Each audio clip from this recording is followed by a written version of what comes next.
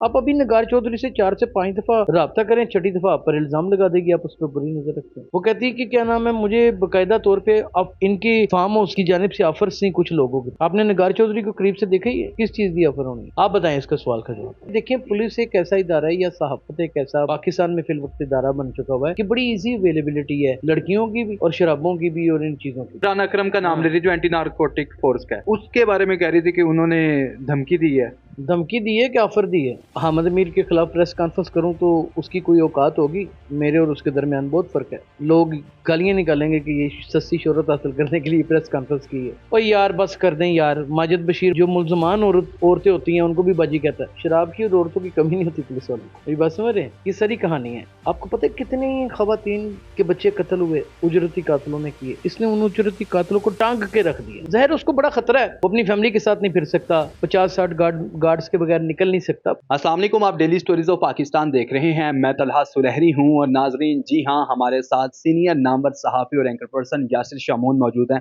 यासिर भाई, अदाकार निगार चौधरी और अदाकारा या साबिक अदाकारा नरगिस, उनके दरमियान तनाज़े की असल वजूहात क्या है? अब ये चीज़ अगर मैं खुल के और हकीकत पर मबनी आपको बताने जा रहा हूँ, आप हैरान हो जाएंगे ये मेरी बात सुनकर कि निगार चौधरी तो बहुत ही कुछ छोटी कैटेगरी की डांसर है ना, बहुत ही ज्यादा, बहुत ही लो, बहुत लो।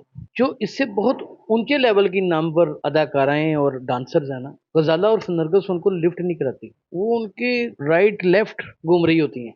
ये तो उनके साथ खड़ी इसलिए होती हैं कि इनको शोहरत मिल जाए। नगार चौधरी वगैरह ये सारे ढकोंसलेबाजियां होती हैं, ये छोटे छोटे शादियों के फंक्शन पकड़ते, मुझे रिश्ते दे, तो इस तरह की जमीन आसमान का फर्क है गजाला और नरगिस, और इसमें कंपेयर ही नहीं किया जा सकता। वो अगर बुला लेती थी इसको तो तरस खा के बुलाती थी। वो अरबपति औरत है यार, खरबपति औरत है। ये मंशियात फरोशों की फैमिली है, इसमें आप किस तरह कंपेयर कर सकते हैं? तनाज़ा चल रहा है ना दोनों के दरमियान। उन्होंने प्रेस कॉन्फ्रेंस भी की और इन पर किसने इल्जाम। प्रेस कॉन्फ्रेंस की? निगार चौधरी। अब मैं हामिद अमीर के खिलाफ प्रेस कॉन्फ्रेंस करूं तो उसकी कोई औकात होगी? मेरे और उसके दरमियान बहुत फर्क है। लोग गालियां निकालेंगे कि ये सस्ती शोहरत हासिल करने के लिए प्रेस कॉन्फ्रेंस की है। इसी तरह निगार चौधरी की प्रेस कॉन्फ्रेंस कोई अहमियत नहीं रखती। ये सब एक फजूल सा प्रोपेगेंडा है। कुछ पीछे प्रोड्यूसर नजर आते हैं, कुछ पीछे जगह बदमाश हैं, पेड़े पेड़े से थर्ड क्लास किस्म के कंटूटे टाइप। उनका ये रचाया हुआ खेल है। मियाँ बीवी की लड़ाई हुई है, उसको हवा देनी शुरू कर दी है। माजिद बशीर ने मोहम्मद अली भट्ट की जेर निगरानी, DSP Mohammad Ali Bhatt, organise crime unit Iqbal town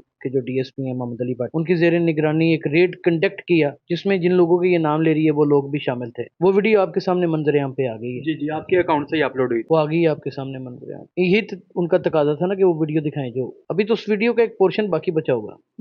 उसकी लेंथ कितनी?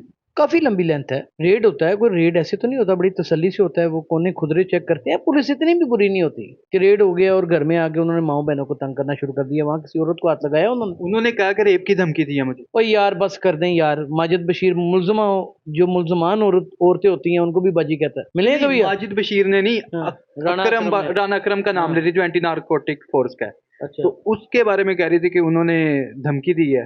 धमकी दी है कि ऑफर दी है? क्या की है? दोनों में से पहले ये फैसला करें। किसी प्रोग्राम में वो कह रही है धमकी दी है राणा अकरम ने, किसी प्रोग्राम में वो कह रही है उन्होंने कहा कि ऑफर दी है कि तब तुम्हारा मसला हल हो जाएगा, मेरे साथ बदफेली करो। यही कह रही है ना, यही क्लिप्स चल रहे हैं। जना जना बड़ी हाँ, इस तरह के। हाँ, अल्लाह ताला माफ़ फरमाए, वो भी किसी की बेटी है निगार चौधरी। हम उसकी जिसामत के ऊपर या इस तरह की बातें तो नहीं करेंगे, लेकिन रानी अकरम को सिर्फ यही रह गई है ये काम करने के लिए। वो इतनी बड़ी जगह के ऊपर बैठा हुआ है। वो इन लोगों को इन चीजों की कमी नहीं होती। शराब की और औरतों की कमी नहीं होती पुलिस वालों को। मेरी बात समझ रहे हैं? ये सारी कहानी है, ये इल्जाम तराशियां होती हैं। रोजाना थाने में तमाशे लगे होते हैं। लोग लाख रुपए जेब में से निकाल के कहते हैं, ए थानेदार साहब ने मेरे को लाख रुपए मांगे हैं। वो थानेदार हंस रहा होता, लड़का उनका डकैती में पकड़ा गया होता, सिर्फ और खुद छुड़ाने का एक टोटका जिसमें वो बुरे तरीके से नाकाम हो। माजिद बशीर के ऊपर ये जो इल्जाम लगा रही है, माजिद बशीर ने अपनी ड्यूटी की है, अपनी नौकरी की है। वो नाहित नफीस पुलिस अफसर है, वो बड़ा अच्छा पुलिस अफसर है, पढ़ा लिखा है। वो जिस दिन वो सब इंस्पेक्टर हुआ था ना एएसआई से, उसी रात वो एसएचओ लग गया था। वो इतना क्रेडिबल पुलिस अफसर है। वो आम हालात में किसी को गंदी माँ बहन की गली नहीं निकालता।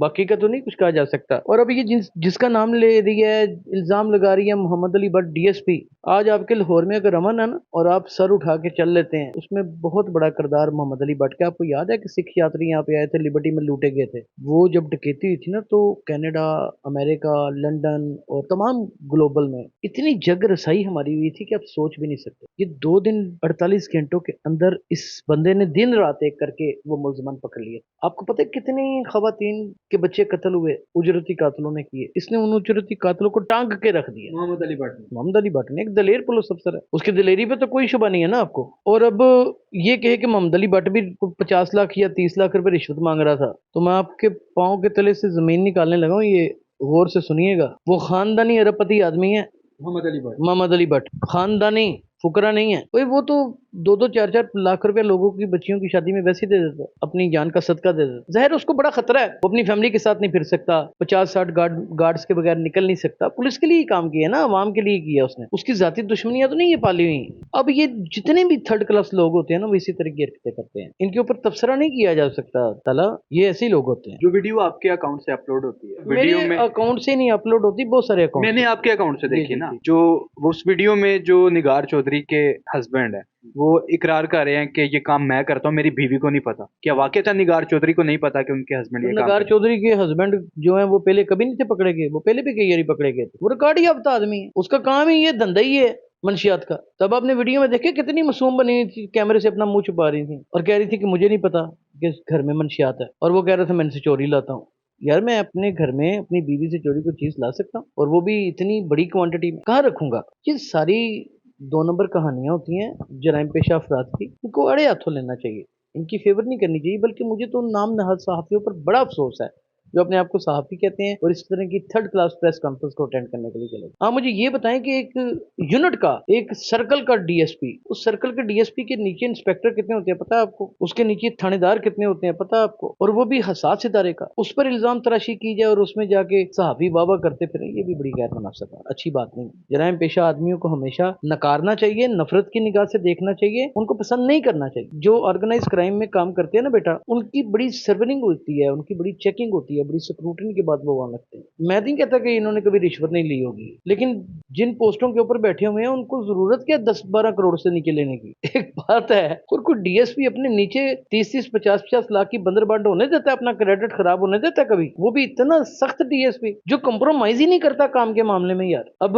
वो छोड़ देता है इनके कहने के ऊपर, तो वो बल्ले बल्ले हो जानी थी उसकी, वो बहुत अच्छा होना था। हकीकत तो ये है कि जुर्म करने के बाद जराइम पेशा अफराद इतने आदी हो चुके होते हैं कि वो किसी की भी इज्जत की दरियां उड़ा सकते, किसी की भी। आप अभी निगार चौधरी से 4 से 5 दफा राब्ता करें, 6ठी दफा आप पर इल्जाम लगा देगी, आप उस पर बुरी नजर रखते हैं। वो कहती है कि क्या नाम है, मुझे बाकायदा तौर पे अब इनकी फार्म हाउस की जानिब से ऑफर्स थी कुछ लोगों की तरफ से। आपने निगार चौधरी को करीब से देखा ही है, किस चीज की ऑफर होनी? आप बताएं इसका सवाल का जवाब। यासिर भाई मुनासिब नहीं मैं समझता मैं कमेंट्स करूं इस पर, कि क्या मैं कमेंट करूं इस पर? नहीं, एक छोटी सी बात है कि कोई बदफेली या बुराई करने के लिए जिन्होंने करनी होती है ना बदफेली बुराई, वो फिर उनका हिसाब तो यही होता है कि बस नब्ज चलती होनी चाहिए। नहीं, मैं आपको एक बात बताऊं तलहा, ऐसा नहीं होता। उसकी वजह ये कि देखें, पुलिस एक ऐसा इदारा है या सहाफत एक ऐसा पाकिस्तान में फिल वक्त इदारा बन चुका हुआ है कि बड़ी इजी अवेलेबिलिटी है लड़कियों की भी और शराबों की भी और इन चीजों की, और रंग बिरंगी है। उनको नहीं जरूरत होती है ऐसी चीज खाने की। ये मैं आपको बड़ी हकीकत की बात बता रहा हूं, ऐसा नहीं है, बिल्कुल नहीं। और इस इदारे के अंदर ये काम होता ही नहीं है, यानी कि जो ऑर्गेनाइज क्राइम है ना, बाकी पुलिस का नहीं मैं कह रहा, इसमें हो नहीं सकता। इनके अफसरान इतने सख्त हैं, इनका